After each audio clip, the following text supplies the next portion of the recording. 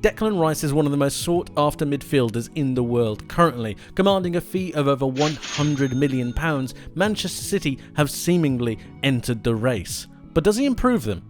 Today, we have a look. If you are new to the channel, please like the video and subscribe. It really helps me out. Make sure you hit that notification bell as well. But now, let's discuss how Declan Rice improves Manchester City.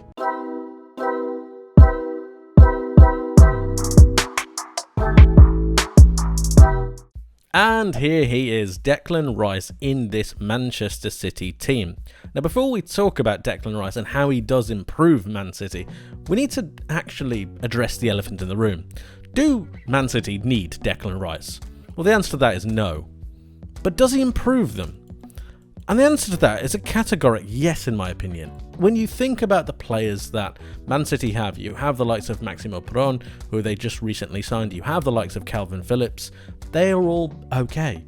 Declan Rice is a massive improvement on both of those. And then you have Rodri, arguably the best central defensive midfielder in the world. But we need to talk about how Declan Rice would fit into this side. And to do that, I've got three different formations and permutations of this Man City side and how Declan Rice could really influence them. The first one is this. We have them set up in a 4-2-3-1. And we have Declan Rice next to Rodri.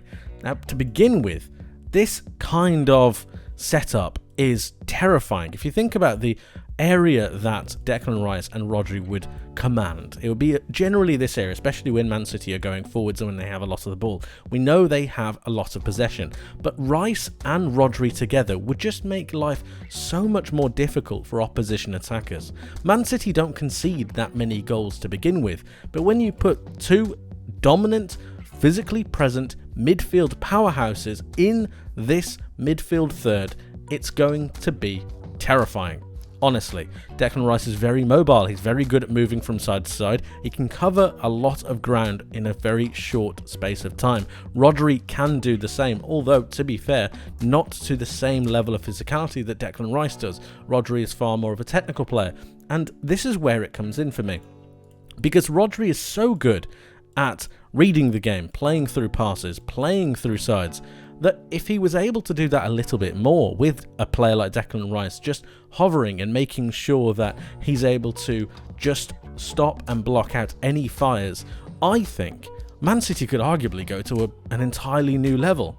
If we think about the role that John Stones played in the Premier League season and in the Champions League season for Man City last year, he really did come into this position and he started to do just what I said. Started to put out fires. He was an extra passing body for Rodri to really play off.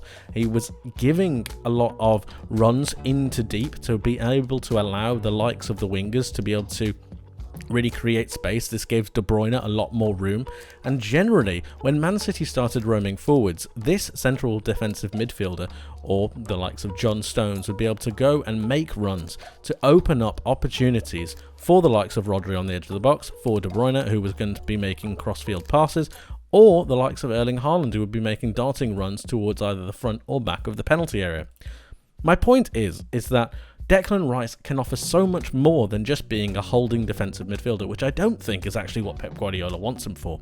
I think he wants him for that John Stones role, because as good as Stones is, and as amazing as Stones is, Declan Rice offers something that's a little bit different. He's more physical, he's more present, and I actually think he reads the game in a midfield area somewhat better than John Stones does. Don't get me wrong, Stones is fantastic, but Declan Rice is just a little bit better. His physicality and his presence in midfield next to Rodri would be something that would be invaluable. Right, that's scenario number one. Let's talk about scenario number two, and it looks like this. Here we have them in a standard 4-3-3, just your average 4-3-3 formation, but this time there's one difference. We've left out Rodri. Now, Declan Rice can play this role, especially considering the level of player that he is. He can cover both sides of the pitch. He can really dominate this particular midfield area and just make it his own. This will allow the likes of the fullbacks, if Pep Guardiola wants to return to a standard fullback formation, the fullbacks could then start to go forwards, and then you have this triangle pivot almost of the two centre-backs and the main central defensive midfielder. This allows the likes of De Bruyne and Kovacic to start roaming forwards, and all of a sudden you have a balanced pivot to be able to work off. And this can't happen without the physicality and the presence of Declan Rice. Now, you are missing the passing capability of Rodri, but I believe that Declan Rice could learn how to play at least to around 50% of what Rodri used to do, in the sense of creating those small channels, creating those small lanes, and making sure that the ball can rotate through the pitch as quickly as possible. He can get them out to the wide areas and make sure that there is enough space and enough time for the forward players to do what they want. It also gives Rodri a rest, which is really what he needs. Rodri played so much football last year that I think Pep Guardiola is very aware of the fact that if he plays another season like that, you run the risk of almost burning him out. A lot of football has been played over the last 18 months, including the World Cup and the likes of the UEFA Nations League, and eventually it's going to catch up with him. Declan Rice is a solid option who has amazing qualities that arguably are better than Rodri. I think he's got a better tackling, I think he's got a better defensive awareness in certain situations, and he's definitely more physically capable of dealing with some players in the Premier League. I think you've seen Rodri caught out a couple of times. Declan Rice would be able to deal with this physical presence much better. When we think about the way that Man City want to go forwards, they could have a singular pivot and then work off the likes of De Bruyne and Kovacic going forwards. Obviously, these players are interchangeable. Kovacic could be swapped out for the likes of Bernardo Silva, vice versa.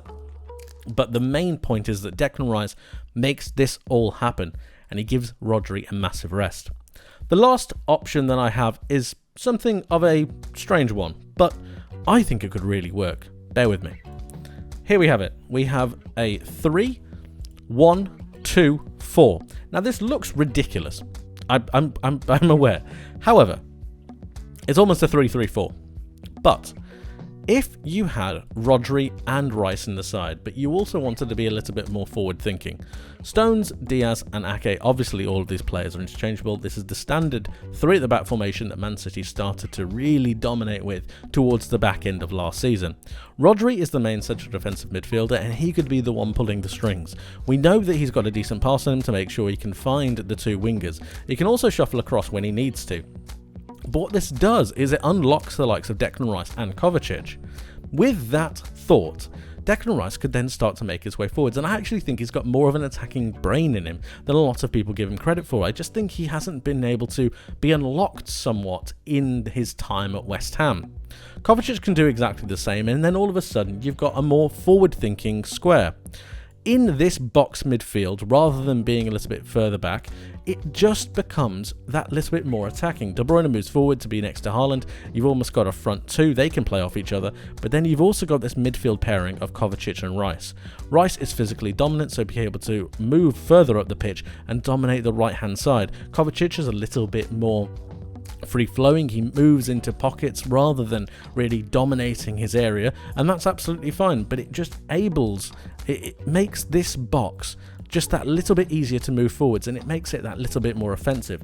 Now, whether this actually works or not remains to be seen, and whether Pep Guardiola decides to do a permutation of this is neither here nor there, but it's just another ability of Rice's that he's able to go that little bit further forwards. It's something that Rodri, I think, struggles with. I think he struggles to move forwards naturally into these positions, whereas I think on the turnover, if there ever is a turnover for Man City, Declan Rice can really hone down and stop this area from becoming a danger position. And then you have another area to be able to deal with if you're the opposition, and that's Rodri floating about and making sure that he picks up any pieces that are missed. It's something that's a little bit radical, it's something that's a little bit different, but it's all facilitated by the good play, the work rate and the work ethic of a one Declan Rice. Make no mistake about it, Manchester City do not need Declan Rice. But does he improve them as a squad and as a team, going for yet more records? Oh, absolutely.